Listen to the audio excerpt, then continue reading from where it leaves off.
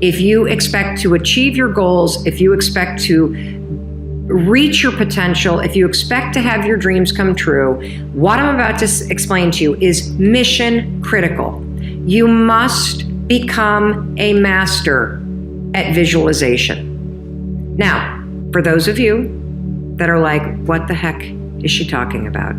I did not sign up for some sort of meditation woo-woo spiritual thing here. Don't worry. This is Mel Robbins. There's always science and research involved in everything that I talk about. So visualization is an extraordinarily powerful skill. And you may have heard of the law of attraction. You may have heard of the word visualization. You may have heard of the word manifesting. I call it seeing signs. So I'm a master at seeing positive signs. I am a master of creating coincidences. I have the world's most incredible luck. You want to know why? Because I understand the science and the skill of visualization. I know that your brain, it is a gigantic detective machine. Your brain is a filter. Your brain is constantly looking for evidence. And that's good news. It's good news when you know how to use it to your advantage. Let me explain. So your brain has a system in it. Here's the technical term. It's called the reticular activating system. It is a network of neurons all up in here. And what is the job of the reticular activating system? It is a filter system. It's basically a system that allows certain information in your brain and it blocks out other information. And guess who programmed that filter? You did. And so did the people from your past. And so if you constantly feel like you're unlovable, guess what? Your reticular activating system is going through the day and it is going to point out every single piece of evidence that confirms that negative belief that you have. If your goal is to improve your self-worth, I want you to visualize what your life looks like and how you're going to feel about yourself when your self-worth has improved. Here's how you're going to do it. So there's two things that you have to do when it comes to visualization. You have to close your eyes.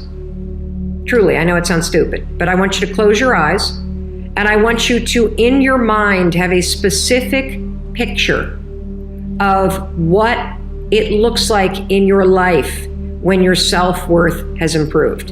You're going to see yourself speaking up at work. You're going to see yourself talking more about your business. You're going to see yourself leaving bad relationships. You're going to see yourself defining boundaries. You're going to see yourself going to the gym. You're going to see yourself taking care of yourself. And when you start to visualize the image of that, I want you to consciously, this is step 2, consciously think of the positive emotions that you're going to feel. I'm going to feel happy. I'm going to feel proud. I'm going to stand taller. I'm going to be so grateful that I made this change. Marrying the specific picture. Oh, there I am. There I am. I'm at work and I'm raising my hand. Amazing. I'm sharing my idea. There I am. I'm getting a promotion. There I am asking for a raise. There I am. I've just signed up another customer to my business. There I am. I've gone back to school. I feel so good about myself. When you do that, here's what's actually happening in your brain.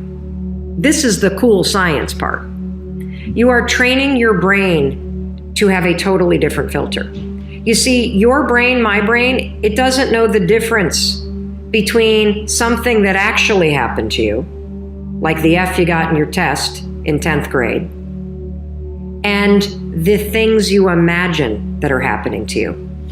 Let me say that again. Your brain doesn't know the difference between the bad things that actually happened to you, the real memories that you have, and an imagined memory that you're creating. Your brain will experience you visualizing going to the gym. You visualizing how happy you feel when you do.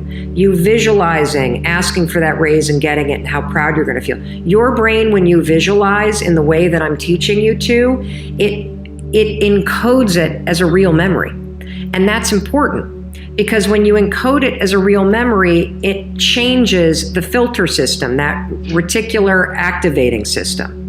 And here's what we know based on research. The more you visualize things, number one, the greater your confidence is going to be, the greater security you're going to have about it.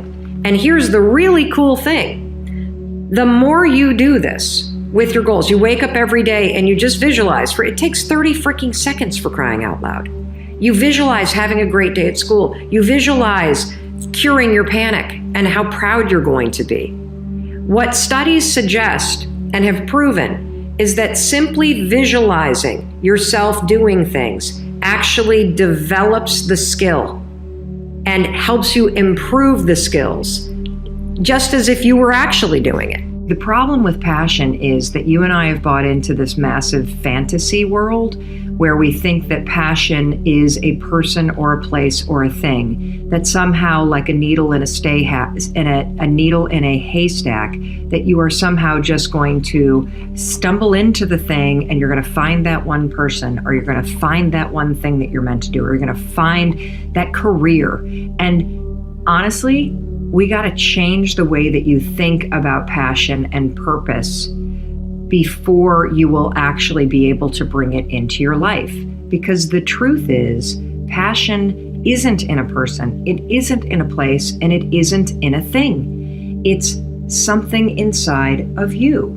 And when you flip the definition of what passion is, and when you actually understand what you're looking for when you say, I want to discover my passion, then you'll be able to create more of it in your life. You're never, ever, ever, ever going to feel like doing the things you need to do in order to have what you want. You're always going to need to push yourself. You're always going to need to parent yourself. So what is the net advice on this? What is the bottom line? The bottom line is no one's coming. No one. No one's coming to push you. No one's coming to tell you to turn the TV off. No one's coming to tell you to get out the door and exercise. Nobody's coming to tell you to apply for that job that you've always dreamt about. Nobody's coming to write the business plan for you. It's up to you.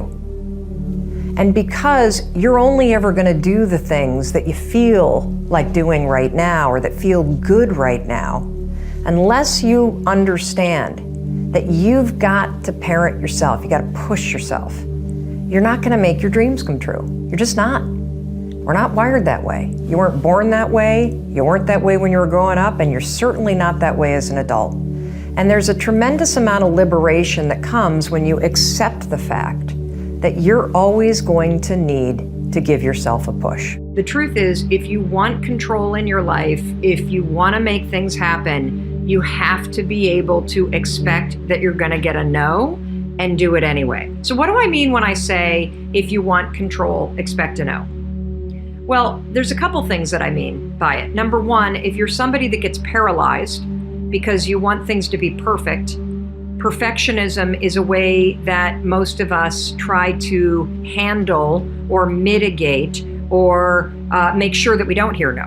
We assume that if we're perfect, everything's going to go okay. And so we spend all of our energy thinking about our dating profile or thinking about the business plan or thinking about how to make things perfect. And the reason why we do that is we're terrified to hear no. We're terrified to put something out there that's not perfect, because if it's not perfect, you might get a no.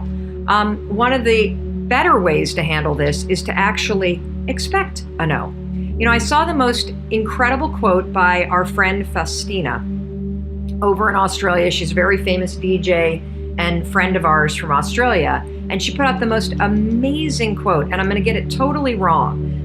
But it's something like this: you have to be yourself, because how else are the people who are looking for you going to find you?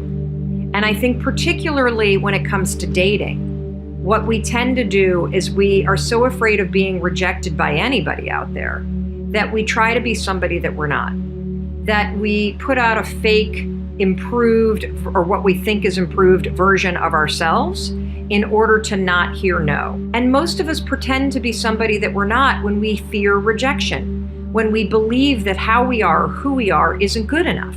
And so that's why it's so important for you to understand that you have to be willing to hear a no. You have to be willing to hear a no from the wrong people so that the people that are looking for you can find you, so that the people who want to be part of your business can be part of your business. If you're putting a fake person out there or a pretend perfect person out there because you think that's gonna save you from rejection, you're actually screwing yourself over.